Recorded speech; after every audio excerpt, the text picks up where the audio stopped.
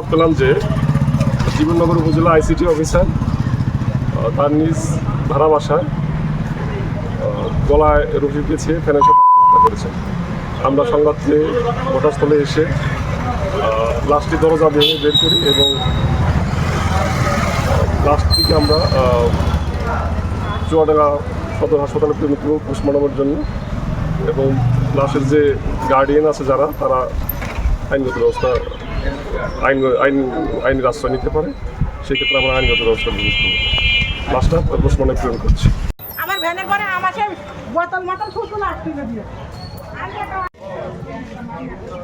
আমি তো ওনার লাস্টে গেলে